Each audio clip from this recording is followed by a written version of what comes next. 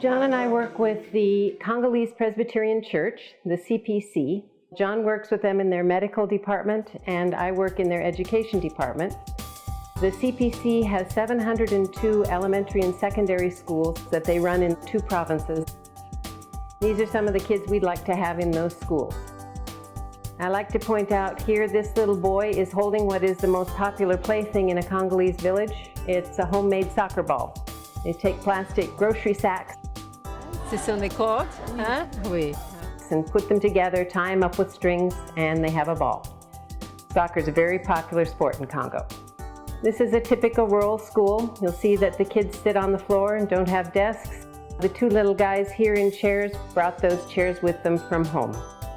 This is a common sight at the beginning of every school year in September. The kids are responsible for bringing a load of thatch with them that's then used to repair the roofs on their schools.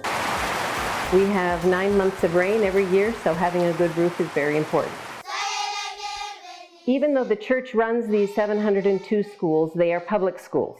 And even though they're public schools, they're not free schools. The parents are still responsible for the bulk of the fees that have to be paid.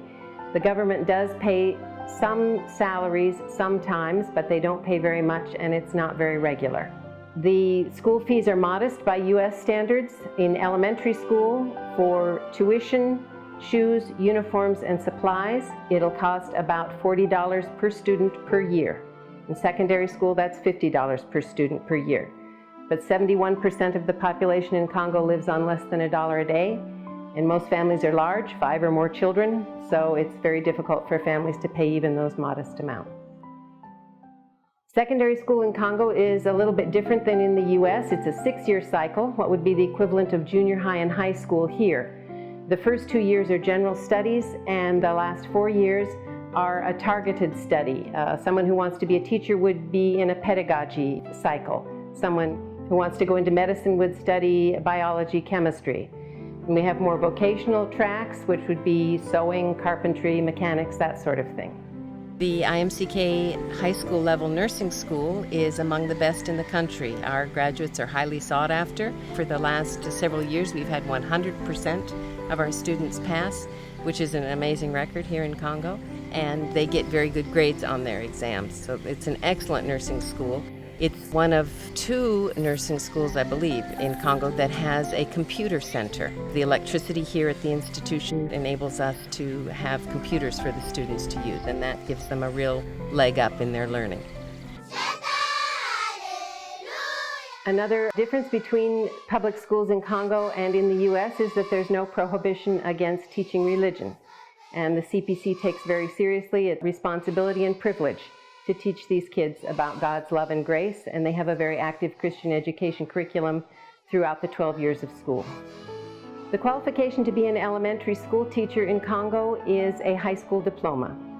We don't have enough qualified candidates, so we will accept an elementary school teacher who has completed the equivalent of 10th grade. To be a secondary school teacher, someone is supposed to have a bachelor's degree. Again, we don't have enough qualified candidates, so we will accept a secondary school teacher who has a high school diploma. This is a common sight in many of our classrooms, a student who is responsible for a younger sibling. Usually it's a girl, but sometimes it's a boy. We're always glad to have the student there, though, so there's no problem with them bringing the little ones. We can have as many as 100 children in a classroom.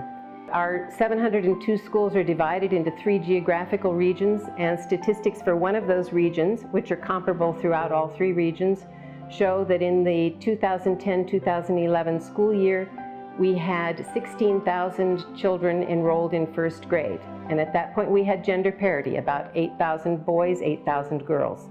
But for that same year, our statistics show us that we had only 2,000 kids who graduated from high school, and of those 2,000, only 300 were girls. So there's a huge drop-off over the years for all of the kids, but particularly for girls. Studies have shown that one of the factors that increases the retention of girls in schools is adequate latrines. If they have sanitation facilities, particularly after they reach puberty, they are more likely to stay in school. The CPC recognizes that there's a lot to do to improve our schools. They've developed a strategic plan that has 5 major components, one of which is to improve infrastructure. We'd like all of our schools to look like this: fired brick walls, tin roofs, cement floors, and septic-connected latrines. We also would like them to have desks and supplies. Right now, only 17% of our 702 schools are made out of durable materials.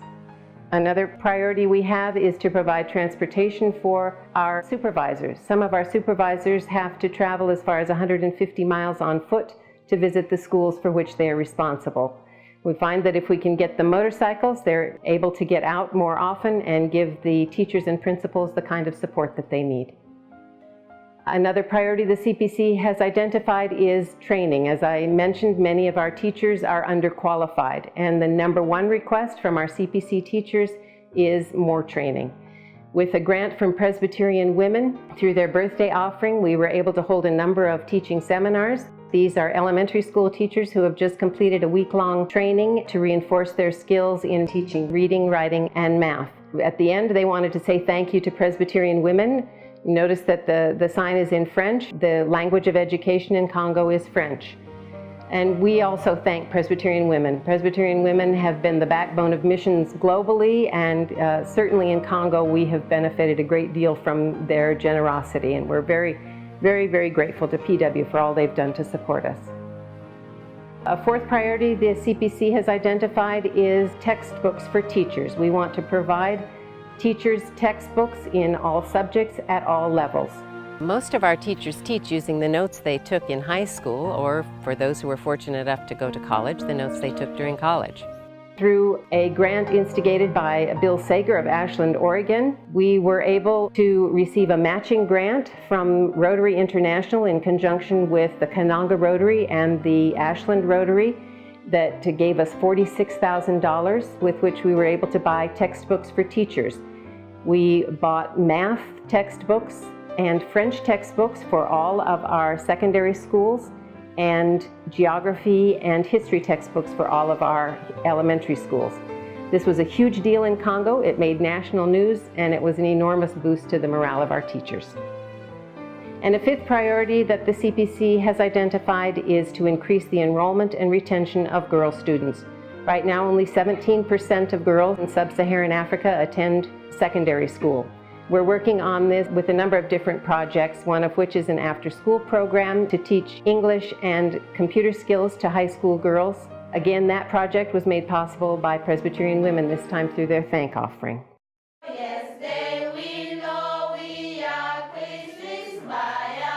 You notice that many of these keyboards are QWERTY keyboards.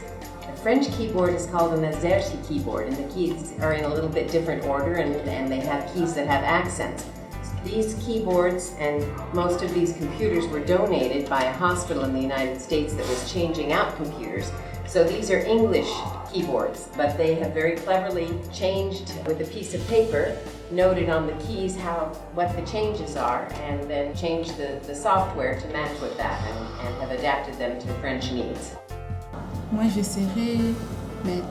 L'informatique va m'aider de saisir mes TP et d'aider les autres. L'informatique va m'aider dans ma vie parce que je ne pouvais pas continuer avec mes études à l'université. Si je savais bien saisir les choses, je dois bien vivre. Actuellement, dans notre pays ici, pour engager une personne, on demande les CV. Des conditions, avoir la maîtrise de l'informatique, avoir la maîtrise de l'anglais. En tout cas, ce que les missionnaires ont fait pour nos jeunes filles ici, c'est très important parce qu'elles sont déjà épargnées à ces critères-là. Ce programme est très important parce que ça contribue à l'épanouissement de nos jeunes. Et actuellement, l'informatique coûte énormément cher. Ce n'est pas possible qu'une fille telle qu'elle est là, ou soit ses parents à partir de la maison, puissent facilement supporter cette formation du début à la fin. Ça coûte cher quand même. Alors comme la formation est supportée par nos bienfaiteurs de l'Amérique, en tout cas ce sont des personnes à encourager, ce sont des personnes à remercier profondément.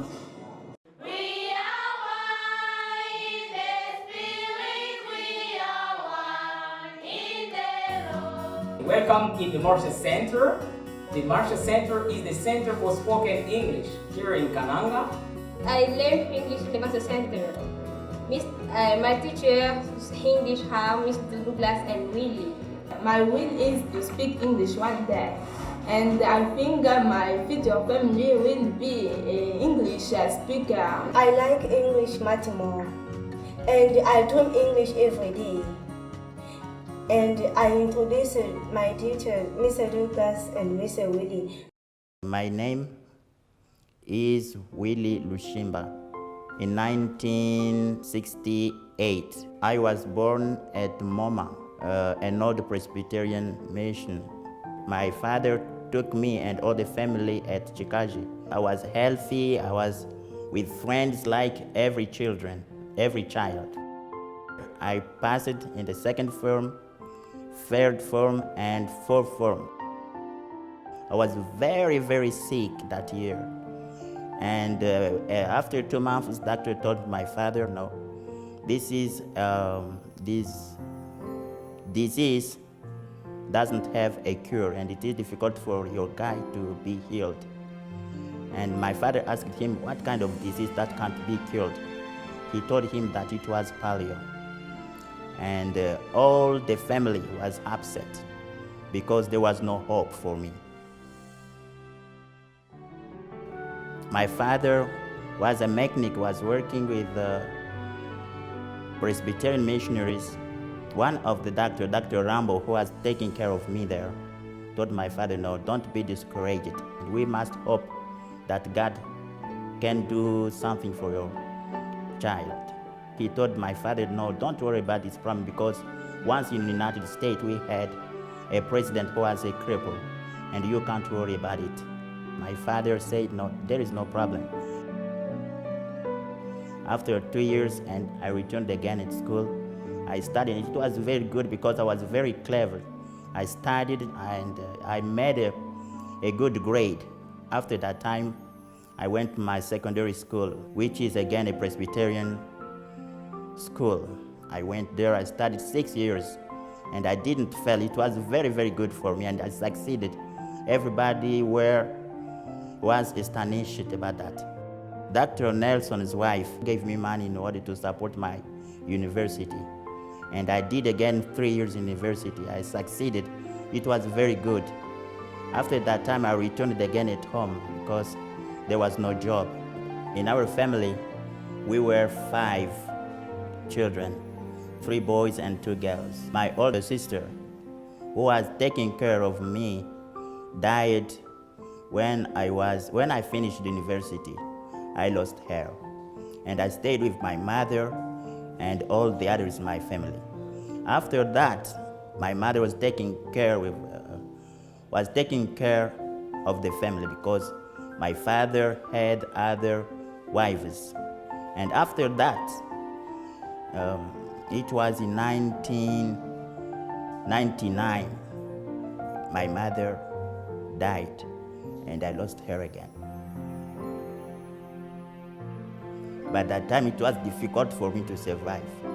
But with the prayers of friends and what I got as decision in order to teach English, I overcome all the challenges and I'm able to live by myself. My heartfelt thanks to Presbyterians for what they did. For the first, if I am alive today, it is because of them. If they weren't there, I couldn't be alive. I could be killed by this disease, but I was saved because of Presbyterian. Their school are very good school. Students have a good level, and they study and follow a good program that gives a good education to our children. And thanks a lot for them for all that they have done for my country. May God bless them. As a man, there is nothing to give them, but God Himself will reward them one day. Thanks. And that brings us back to the kids. The CPC, in partnership with American Presbyterians and by the grace of God, wants to give these kids a future and a hope.